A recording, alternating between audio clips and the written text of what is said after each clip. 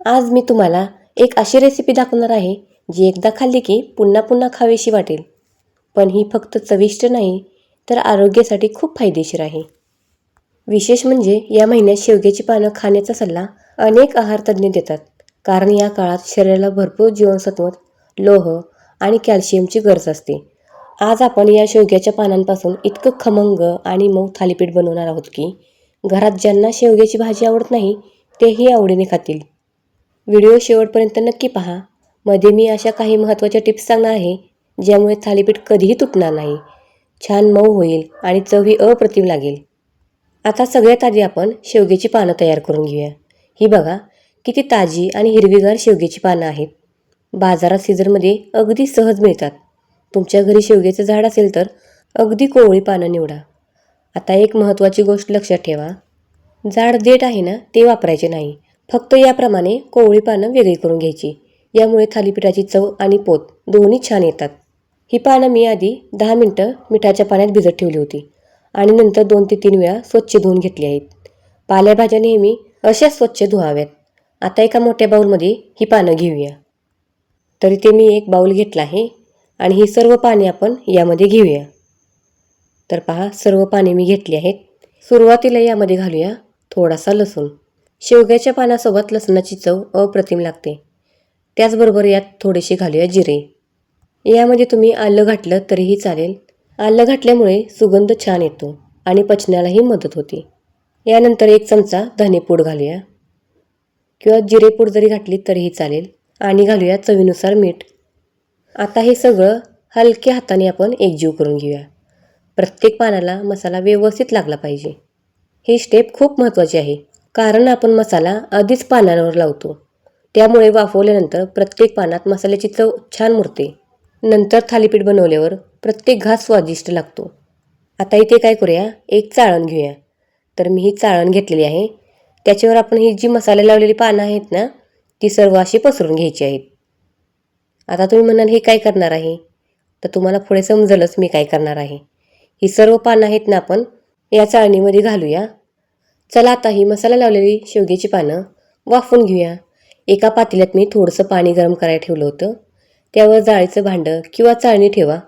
आता ही पानं त्यावर पसरवा, झाकण ठेवा आणि मध्यम आचेवर साधारण 5 मिनटं वाफवून घ्या. तर याच्यावर मी झाकण ठेवते. तुमच्याही घरी शेवग्याचं झाड आहे का? असेल तर कमेंटमध्ये नक्की सांगा आणि नसेल तर बाजारात ही पानं सहज मिळतात. एकदा ही रेसिपी करून बघा. 5 मिनिटांनंतर झाकण उघडा. आहा, शेवग्याच्या पानाचा आणि लसणाचा जो सुगंध येतो ना तो खूपच छान असतो. पानं जास्त शिजवू नका, फक्त हलकी मऊ झाली की पुरे. जास्त शिजवल्यास रंग आणि चव दोन्ही बदलू शकतात. आता इथे ही वाफवलेली पानं एका भांड्यात मी काढून घेतली आहे. यामध्ये 1 मोठा चमचा जिरे हाताने असे ठेचून घालत आहे. असं केल्याने जिऱ्याचा सुगंध अधिक छान येतो. किंवा तुम्ही थोडेसे खलबत्त्यात जरी चेचले तरीही चालेल. आता यामध्ये घालूया 3 बारीक चिरलेल्या हिरव्या मिरच्या, 1 चमचा साखर. साखर ऑप्शनल आहे. त्याचबरोबर घालूया 1 चमचा लाल तिखट आणि घालूया चवीनुसार मीठ. मिठाचं प्रमाण जरासं जास्त करायचं आपण इथे, का तर आपण यात पीठ घालणार आहोत. आणि त्याचबरोबर घालूया यात गोडा मसाला किंवा तुम्ही आमचूर पावडर घातली तरीही चालेल. आणि थोडीशी घालूया चटणी, जी आपण आमटीला वापरतो ना घरची चटणी, ती मी 1-1.5 चमचा घातलेली आहे. तुमच्या चवीप्रमाणे तुम्ही घालू शकता. यानंतर घालूया बारीक चिरलेली कोथिंबीर. तर मी यात कोथिंबीर पण घातलेली आहे. आता घालूया 2 बारीक चिरलेले कांदे. तर हे कांदे मी एकदम बारीक असे चिरले आहेत. हे सगळं हाताने आपण एकजीव करून घ्यायचं आहे. तर मी पहिले काय करते, चमच्याने एकजीव करते, त्यानंतर हाताने करते.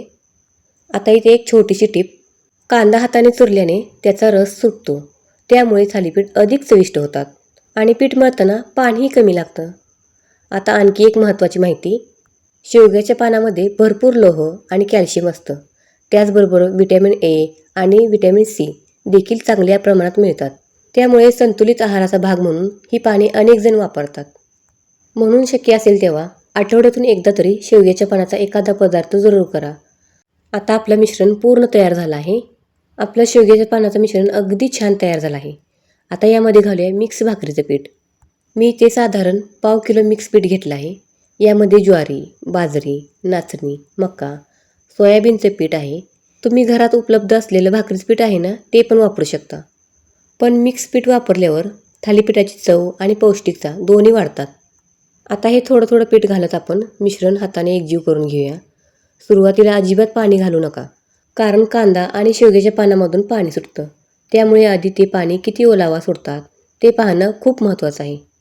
तर तुम्ही ते पाहू शकता, मी पाणी अजून घेतलेलं नाही आहे, पण आपण यामध्ये पाणी घालायचं आहे. ह्या साहित्यात आपण जेवढं मिक्स होईल तेवढं आपण मिक्स करून घ्यायचं आहे. आता थोडंसं पाणी घालत मऊसर पीठ मळून घेऊया.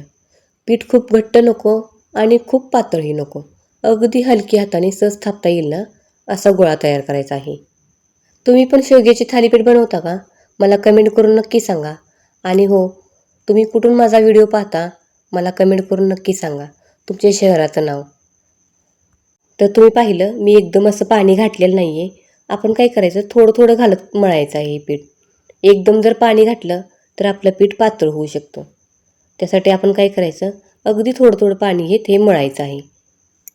तरी ते छान असं मी पीठ मळून घेतलेलं आहे. तर तुम्ही पाहू शकता, याप्रमाणे मी असं पीठ मळून घेतलेलं आहे. यामध्ये एक छोटा चमचा तेल घालून पुन्हा एकदा मळून घेऊया. त्यामुळे थालीपीठे मऊ राहतात आणि भाजताना तळे जात नाहीत. इथे एक महत्त्वाची टीप, पीठ मळल्यानंतर 5 मिनिटं झाकून ठेवा. त्यामुळे सर्व पीठ ओलावा व्यवस्थित शोषून घेतात आणि थालीपीठ अधिक छान थापता येतात. तोपर्यंत आपण काय करूया, तवा गरम करायला ठेवूया. आता हाताला थोडंसं तूप किंवा तेल लावा.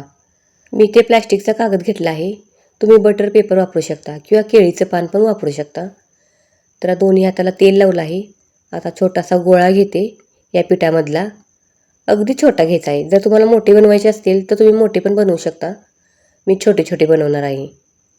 तर हा गोळा घेतला आहे हातात. छोटा गोळा घ्या आणि हलक्या हाताने थापायला सुरू करा. तर हा गोळा मी गोल असा करून घेते. कुठेही त्याला भेग अशी ठेवायची नाही, व्यवस्थित असं गोल करायचा. हा छोटा गोळा घ्यायचा. आता आपण काय करूया, थापायला सुरुवात करूया.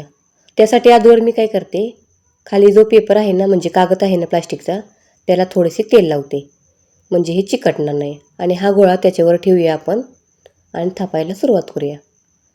जास्त जाडही नाही आणि जास्त पातळही नाही, अगदी हलक्या हाताने आपण हे थापून घेऊया. कढाई हलक्या हाताने दाबत जा. थालीपीठ मध्यम जाडीचं ठेवा. खूप पातळ असेल तर तुटू शकतात आणि खूप जाड असेल तर आतून कच्चं राहू शकतात. आहे का नाही एकदम सोपी रेसिपी? मग मुलांच्या डब्यासाठी लगेचच बनवून द्या. मुलांना ओळखणारच नाही की ही थालीपीठं कशाची आहेत ते. किंवा तुम्ही सकाळच्या नाश्त्यासाठी बनवले तरीही चालेल.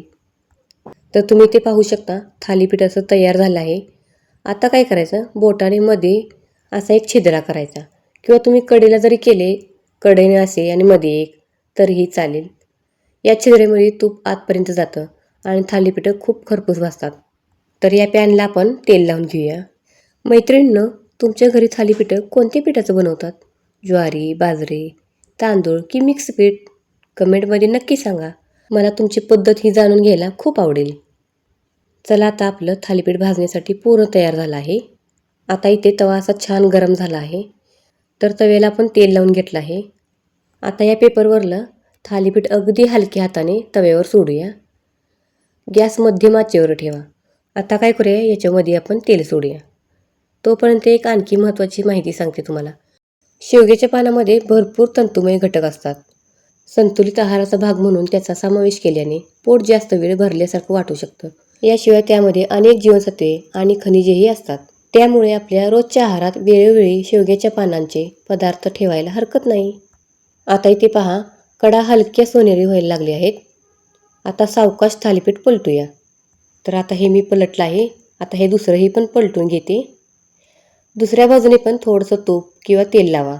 तर मी तेलाचा वापर केला आहे. तुम्ही तुपाचा जरी वापर केला तरीही चालेल. आता याच्यावर आपण तेल सोडूया. दोन्ही बाजूने अप्रतिम लागतात. एकदा बनवून तुम्ही नक्की पहा.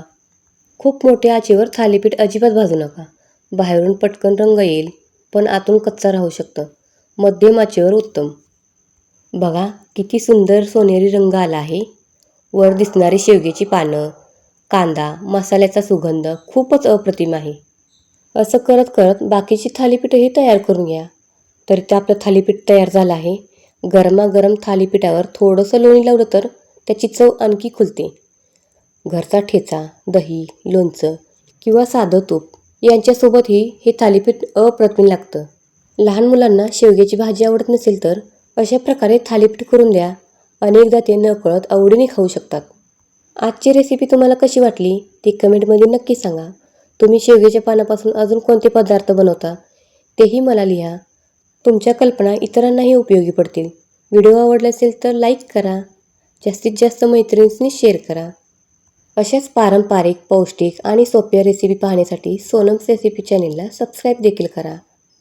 आणि बेल आयकॉन दाबा म्हणजे नवीन रेसिपीची सूचना सर्वात आधी तुम्हाला मिळेल. पुन्हा भेटूया एका नवीन रेसिपीसोबत. तोपर्यंत धन्यवाद.